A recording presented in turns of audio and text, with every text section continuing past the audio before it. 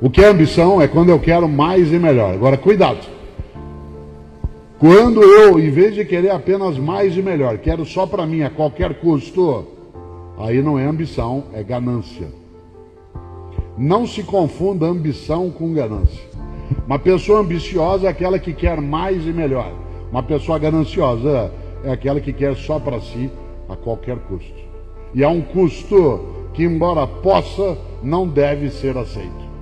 E é aí que entra a questão de ter uma obra que seja decente. Afinal de contas, isso vale. A ambição é quando eu quero mais e melhor. A ganância é quando eu quero só para mim, a qualquer custo.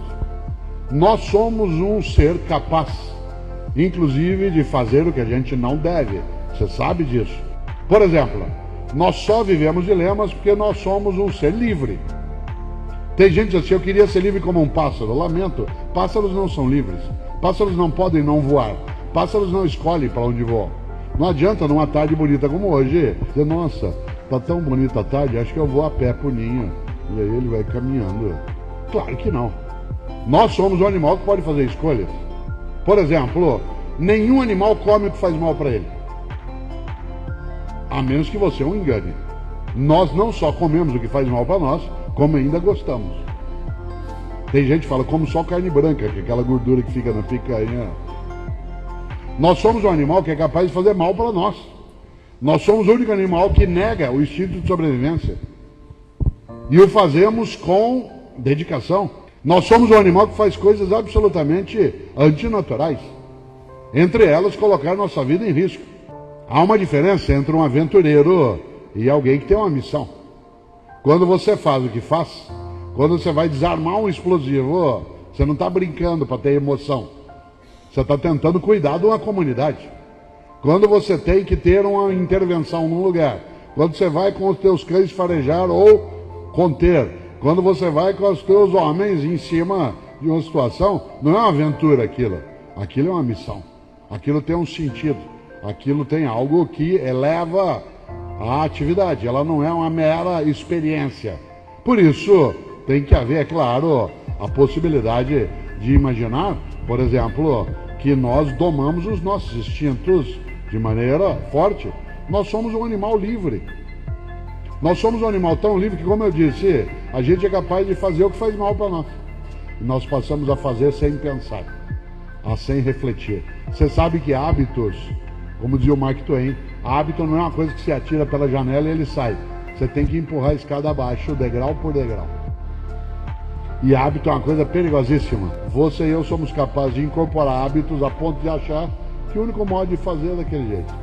Aqui vem uma coisa, e aí eu vou terminando. É preciso, quando você tem hábitos fortes, colocá-los em xeque para ver se eles estão no caminho correto. E começar a checá-los. Isto é, discutir se eles têm fundamento ou não. Sair um pouco do óbvio, trabalhar algumas percepções, olhar o óbvio e pensar a partir dele, faz com que a gente seja capaz de não nos habituarmos com aquilo que a gente não necessariamente precisa fazê-lo. Meus filhos se habituaram desde crianças a crescer, todos eles, com frases coladas na parede, igual vocês têm aqui. Eu colava frases na parede do quarto dos meus filhos. E há duas frases que eles nunca esqueceram. A primeira é uma frase do filósofo Immanuel Kant, o alemão do século XVIII. Quando Kant dizia, tudo que não puder contar como fez, não faça. Tudo que não puder contar como fez, não faça. Porque se há razões para não contar, essas são as razões para não fazer. É óbvio que Kant não está falando contra o sigilo, está falando contra a vergonha. Tudo que você não puder contar, como fez. Porque se alguém souber, você vai ficar com vergonha dele souber que você fez. Nem faça. E essa frase ficou lá para eles. A outra eles demoraram anos para entender. Que é uma frase do Rabino Hillel, que é um rabino do século I depois de Cristo. Hillel mesmo, H-I-L-E-L. Em que ele diz, se eu não for por mim, quem o será? Mas se eu for só por mim, que serei eu? Se não agora, quando? De novo. Se eu for só por mim, desculpe, se eu não for por mim, quem o será? A ideia é de iniciativa. Se eu for só por mim, que serei eu? A ideia é de que eu não sozinho não tenho validade. Mas se não agora, quando?